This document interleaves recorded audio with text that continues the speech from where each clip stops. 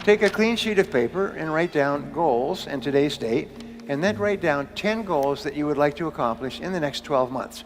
And write them in the present tense, almost like you're submitting an order. And just write down, I earn, I achieve, I weigh, I drive such and such a car, I own, whatever it happens to be, and the goals will be financial goals, family goals, physical goals, and so on. Write down 10.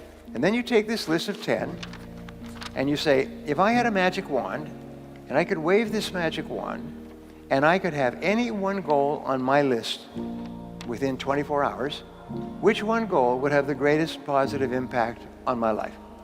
Which one goal? And go over it. And usually this will jump out at you. And put a circle around that goal.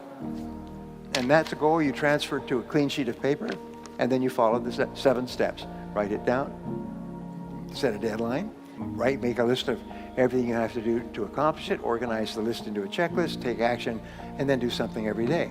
If you'll just do this simple exercise, then you'll all be rich. I'll be rich. Nothing. I'm going to show you the recipes and the formulas that you can use. And sometimes it just takes one choice. And remember, 87% of millionaires and billionaires are self-made. They started with nothing. And nobody's smarter than you, and nobody's better than you. If somebody else can do it, especially with all the disadvantages that many people start off with, if someone else can do it, you can do it as well. That's the proof. Abraham Lincoln once said that some become wealthy is proof that all can become wealthy. So I wanted to share with you what I call the 7 C's. So the first C is the C of clarity. Clarity is my favorite word in success. It's my favorite word in business.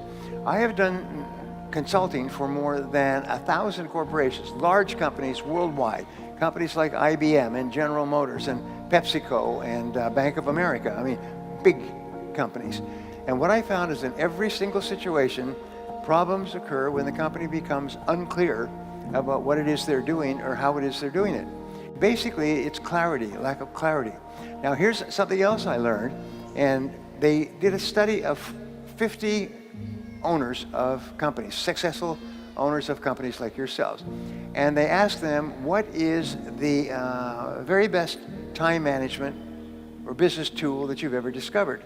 49 out of the 50 held up a yellow writing pad. Yellow writing pad, sort of like this.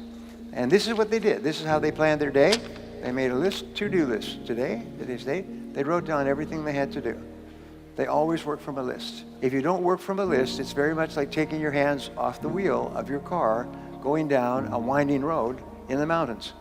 What happens is your life's going to go up and you're instantly going to start doing irrelevant and unimportant and useless things. And at the end of the day, you'll be exhausted and you'll have accomplished nothing. The most powerful tool in the world is you, a pen, and a piece of paper. This is the greatest wealth creator in the world. The second C is the C of competence.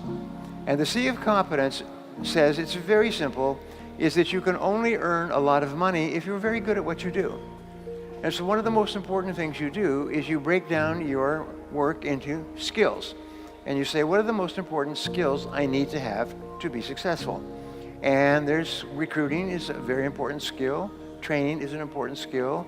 Managing, motivating is an important skill. Leading, supervising, important skills. So what you do is you think, what are the skills that I will need to be in the top 10% of my field? You don't have to be in the top 1%. Just be in the top 10%, because there are no successful people who are not good at what they do.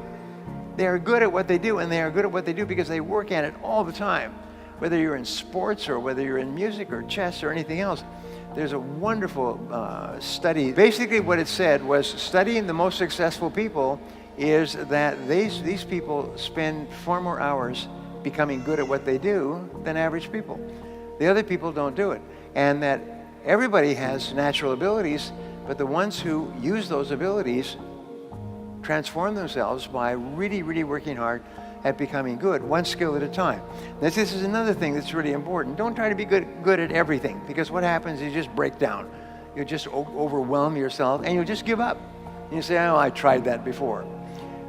I had an experience, which I'll pass on to you. When I was a young man, I was in my 20s, and I was in sales, and I was in cold calling sales, knocking on doors every day. And I was making one or 2 sales a week. I was living in a little rooming house with a bed and a floor and a little bathroom. And I was struggling. I could tell you within $1 how much money I had in my world at that time, because it was less than $1.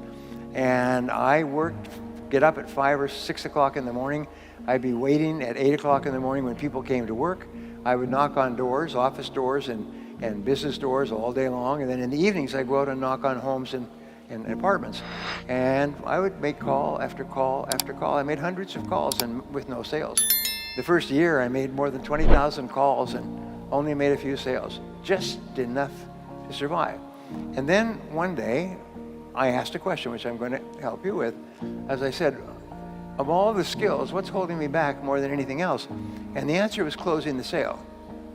Is that I couldn't get people to make a decision. So I made a decision. I still remember the time, date, place, sitting in my little rooming house when I decided I was going to learn how to become very good at closing sales. And I began to read everything I could find. I sent away 4 books. I did everything I could find to study the psychology and the techniques and methods of closing sales. In 1 year, my income went up 10 times. Changed my life forever. The third C is the C of concentration. And these are not necessarily in order, but in a way these are. The C of concentration is your ability to focus, which we've talked about before. It's your ability to focus single-mindedly on one thing at a time and to work on that one task until it's complete. And to discipline yourself not to do anything else or to become distracted by emails and bells and bips and noises and things like that. It's just your ability to focus like a laser beam on a single task.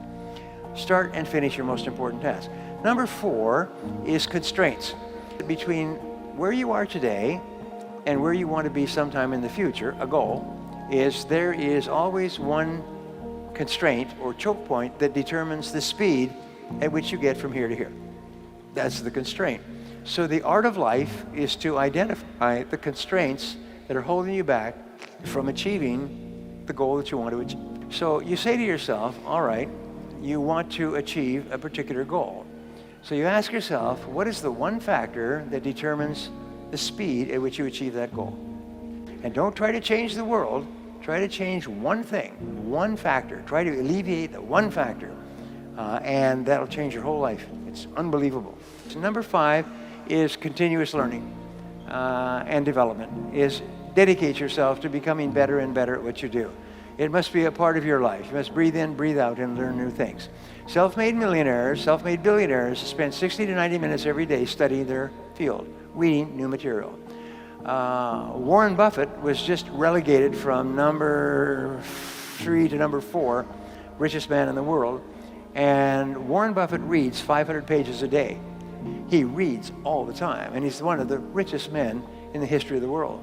And he and his partners all say the same thing. You've got to read. Read and learn all the time. And one idea can make you rich. So just keep flooding your mind with new ideas. Number 6 is commitment. There's no success without commitment, without you putting your whole heart into what you're doing and putting your whole heart into what you're doing for a long time. But if you do, there is no limit on what you can accomplish. As you get up in the morning and you make a decision that, by gum, I am going to succeed in this business no matter how long it takes, no matter how many hours a day. And number 7 is courage. And courage, Winston Churchill said, courage is rightly considered the foremost of the virtues, for upon it all others depend. And in courage, what you have is 2 parts. The first part of courage is the courage to begin, to launch, to take a chance, to face failure and rejection, to try something with a very great possibility that you will fail and you'll feel embarrassed and upset and your self-esteem will go down and so on. But the second part of courage is persistence. It's the power to keep going and keep pushing yourself and driving yourself. A woman that I was going out with before I was married, she asked me, Brian, she said, what is your best quality? And I thought about that, and I said, I think my best quality is that I never give up. And I found that that's true, because I never give up. And my children never give up. It is not in our vocabulary. We never think, we'll try something different, we'll try something new, we'll take the losses and so on, but we'll never give up. So how do you develop this unshakable quality of persistence, which will guarantee your success in life? Nothing can stop you if you don't quit. If you don't quit, then the only alternative is you must succeed, and eventually you must succeed greatly. Well, the great rule, you become what you think about, but you become what you say to yourself. So what you do is you say to yourself these magic words. You say, I never give up. If you never give up, my promise to you, my guarantee to you, is that you are going to be an enormous success in the months and years ahead. And I hope you are. Thank you very much.